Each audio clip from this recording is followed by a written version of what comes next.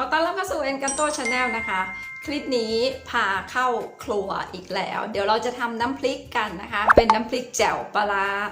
แบบอีสานนะคะ แซ่บๆ นัวๆทำง่ายมากๆเลย เดี๋ยวไปทำพร้อมๆกันเลยค่ะ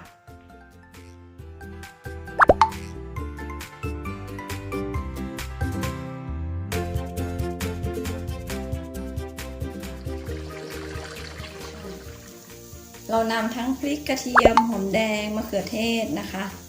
พริกหยวกแล้วก็ต้นหอมลงมาคั่วกระเทียมนะคะไม่ต้องแกะเปลือกเพราะเดี๋ยวสุกก็จะแกะออกง่ายนะคะจะได้หอมด้วยก็คั่วไปจนกว่าจะสุก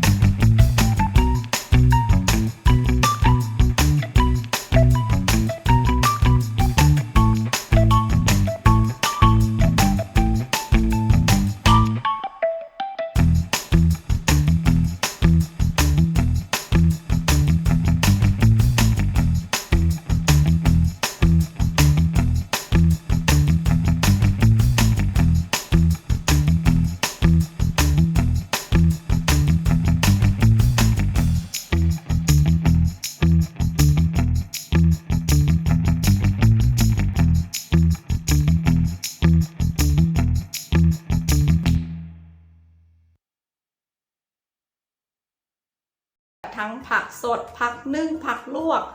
หมูย่างนะคะไข่ต้มโอ้โหทานคู่กับอาหารได้แบบหลากหลายมากแซ่บมากนัวมากที่สำคัญเราใช้น้ำปลาร้าที่สุกแล้วด้วยนะคะก็ไม่ต้องกลัวเรื่องของ